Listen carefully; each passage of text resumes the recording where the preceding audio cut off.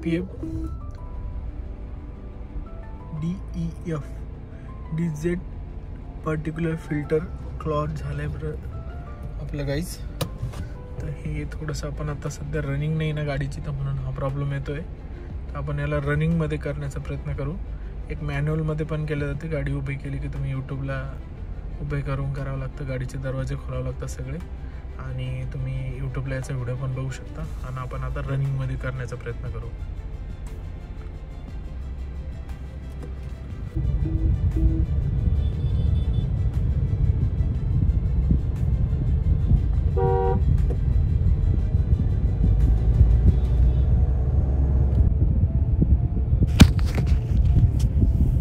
नमस्कार मंडळी, स्वागत आहे आपल्या चॅनलवर. मी आहे डॉक्टर बुद्धभूषण आणि आज आपण बोलणार आहोत अशा विषयावर जो प्रत्येक डिझेल गाडीवाल्याने जाणून घ्यायलाच हवा. तो म्हणजे DEF, डिझेल एक्झॉस्ट फ्लुइड. जर तुमची गाडी ही BS6 डिझेल असेल तर तुम्ही नक्कीच पाहायला पाहिजे. एक वेगळे टँक ज्यावर लिहिलेलं असतं DEF किंवा AdBlue. पण हा द्रव्य काय आहे, का लागतो, किती खर्च येतो आणि कधी भरायचा, चला अगदी सोप्या भाषेत सगळं समजून घेऊया. DEF म्हणजे डिझेल एक्झॉस्ट फ्लुइड. काही देशात याला AdBlue पण असं म्हणतात. हे ना इंधन आहे ना ॲडिटिव्ह आहे, तर हा एक खास द्रव्य आहे ज्यामध्ये 32% युरिया आणि 67% शुद्ध पाणी असते. हे तुमच्या गाडीतल्या वेगळ्या टँकमध्ये साठवलं जातं. थोडक्यात सांगायचं झालं तर DEF म्हणजे तुमच्या डिझेलचा इंजनच्या धुराला स्वच्छ करणारा सुपर हेल्पर. डिझेल जळताना नायट्रोजन ऑक्साईड नावाचे घातक वायू तयार होतात. हे कमी करण्यासाठी इंजनमध्ये बसवतात एक खास सिस्टम, सिलेक्टिव्ह कॅटॅलिटिक रिडक्शन SCR. या सिस्टममध्ये एक्झॉस्ट गॅसमध्ये DEF स्प्रे केले जाते. ते तापमानात अमोनियामध्ये बदलतं आणि नायट्रोजन ऑक्साईड वायूसोबत प्रतिक्रिया देऊन त्याला नायट्रोजन किंवा पाण्याच्या वाफेत रूपांतरित करतं. म्हणजे थोडक्यात काय, तर DEF तुमचं इंजन स्वच्छ ठेवतं आणि वातावरणात निरोगी बनवतं, ज्यामध्ये नायट्रोजन ऑक्साईड हे वातावरणामध्ये पसरत नाही.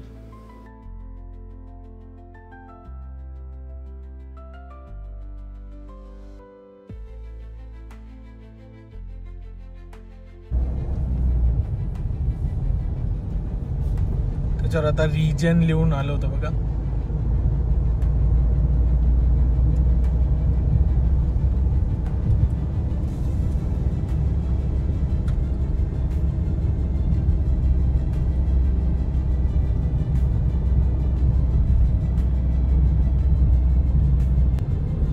गाईज सिग्नल गेलंय बघा, पण आपण जेवढी गाडी चालवतो तर तेवढं त्याला डिझेल पण जळतं, कारण की त्या गाडीचा RPM 2000च्या वरती जात असतं. ठीक आहे. आता मला रेंज आहे ना 160-168 ची रेंज होती. आता डायरेक्ट किती झाली आहे 106, म्हणजे किती 60 किलोमीटरची. तर मी तेव्हा RPM बी वाढवलं होतं आणि गिअर पण कमी गिअरमध्ये गाडी चालवत होतो ना.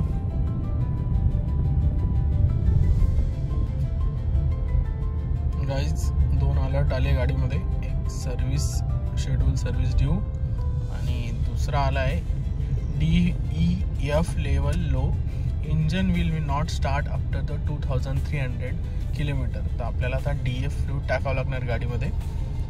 ठीक आहे. तर आपण ते टाकू आणि तुम्हाला दाखवू एकदा फुल झाल्यानंतर हा जो एरर आहे, तिची टाकी आहे ती फुल झाल्यानंतर हा एरर निघून जातो. ठीक आहे. आता आपल्याकडं DEF आहे 21%. ठीक आहे. तर आपण उद्या सकाळी DEF टाकू गाडीमध्ये.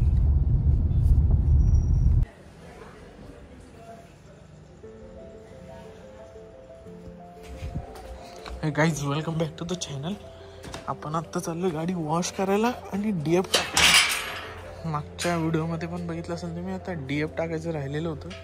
मॉर्निंगला टाकू म्हटलं होतं आपण, पण आपलं काही काम झालंच नाही. तर आत्ता जाऊ DEF टाकू, गाडी वॉश करू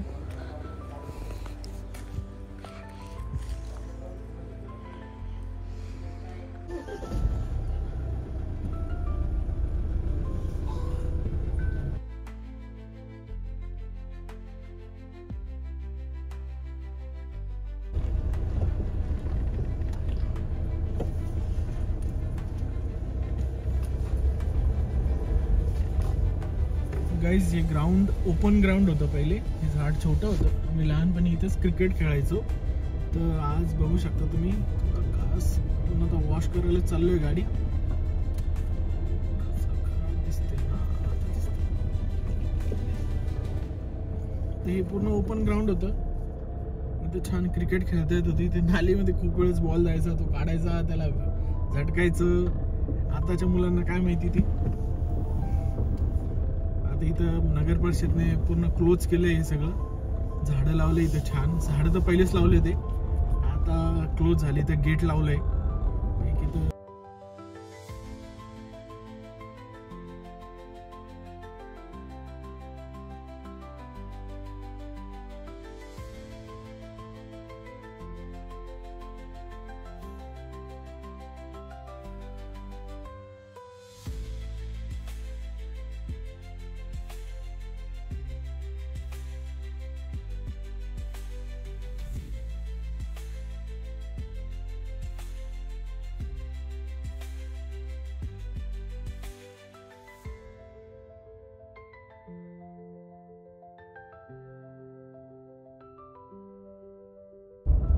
आरेल पार्क मध्ये ओपन ग्राउंड होतं. तिथं तेव्हा त्या बिल्डिंग नव्हत्या. तर तिथं ते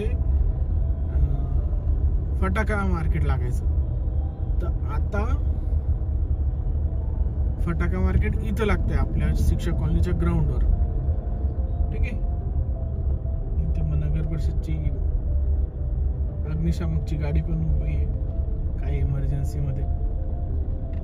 आणि तुम्हाला मागच्या वेळेसच सांगितलं होतं मी की आपण सिल्लोड मधला एक व्हिडिओ दाखवला होता, तेव्हा पानवडला चाललो होतो तेव्हा, की रस्त्याची परिस्थिती.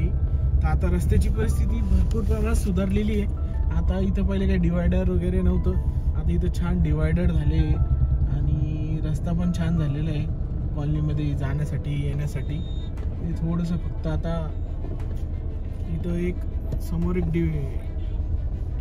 स्पीड ब्रेकर पाहिजे, म्हणजे गाड्या खूप फास्ट येत आहेत तिकडून. तर त्या गाड्या थोड्या स्लो होतील. कॉलनीत जाण्यासाठी हाच एक मेन रस्ता आहे.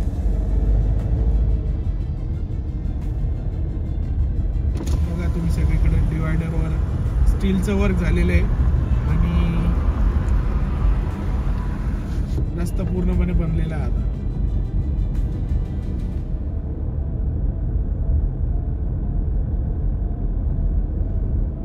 आपण आता डॉक्टर बाबासाहेब आंबेडकर चौक किंवा याला आंबेडकर चौक पण असं म्हणायचे. तर हाच एक मेन स्पॉट सिल्लोड शहरामध्ये एंटर झाल्यावर. तुम्हाला मागच्या व्हिडिओमध्ये पण दाखवलं होतं मी. आपण आता चाललोय जळगाव रोडवर.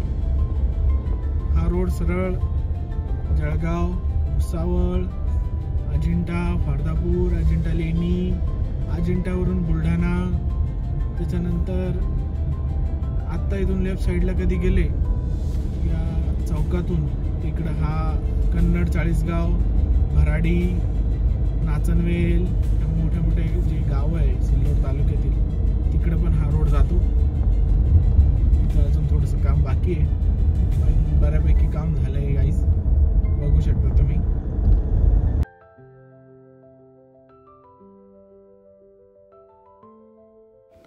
DEF किती वेळाने भरायचं, म्हणजे आपलं जे आपण डिझेल टाकतो ना त्याच्या बाजूलाच याचा नोझल असतं आणि काही गाड्यांमध्ये इंजनजवळ म्हणजे बॅटरीजवळ याचं नोझल असतं. तुम्हाला ते गाडीच्या मॅन्युअलमध्ये किंवा तुम्ही जिथून गाडी घेतली तिथून विचारावं लागेल की याचं DF कुठे भरायचं. तर DFचं टँक हे साधारणपणे इंधनाच्या झाकणाजवळ किंवा बोनट खाली असतं. आता सगळ्यात कॉमन प्रश्न हे किती वेळानं भरायचं. तर आपल्या गाडीवर सिग्नल येत असतो. आत्ता आपल्या जसं गाडीवर सिग्नल आलं होतं की 2100 किलोमीटरच्या नंतर तुमचं गाडीचं इंजन स्टार्ट होणार नाही, तुम्ही DF भरून घ्या. जर तुम्ही वर्षाला 15,000 किलोमीटर चालत असाल तर अंदाजे 15 लिटर DF लागेल. प्रति लिटर म्हणजे 60 ते 65 म्हणजे 900 रुपये ते 1000 रुपये वर्षाला. अगदी कमी खर्चात, पर्यावरण स्वच्छ. आपण ही 20 लिटरची कॅन घेतलेली आहे 1400 रुपयाला.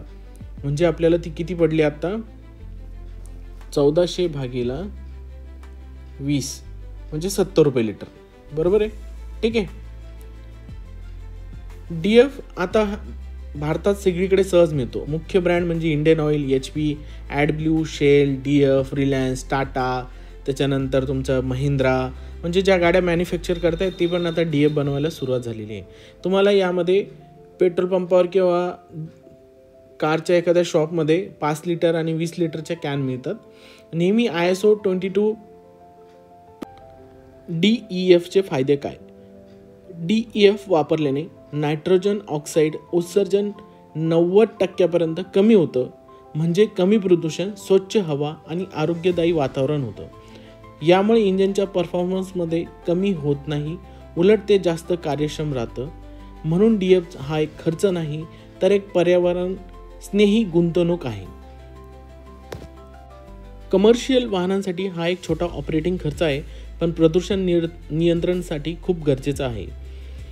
तर मित्रांनो, हे संपूर्ण स्पष्टीकरण DF म्हणजे काय, कसं वापरायचं, किती खर्च येतो, आणि जर माहिती उपयुक्त वाटली असेल तर व्हिडिओला लाईक करा, चॅनलला सबस्क्राईब करा आणि व्हिडिओ आपल्या डिझेल कारवाल्या मित्राला नक्की शेअर करा. ही गाडी तुमची BS6च्या पुढचं व्हर्जन पाहिजे, म्हणजे त्यामध्ये आपल्याला ॲडब्ल्यू ॲड करायचं असेल तर. Thank you guys.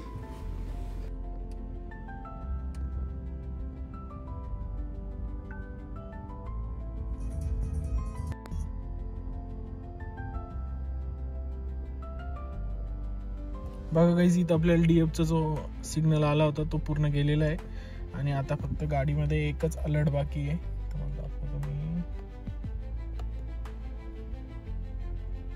Schedule service due. बाकी आता DFचा काहीच मेसेज नाही इथे. आणि DFची तुम्हाला दाखवतो मी लेवल 99%. किती राहिली होती? 20. आणि ते काय म्हणे आपल्याला 2000च्या नंतर इंजन विल नॉट स्टार्ट. ठीक आहे.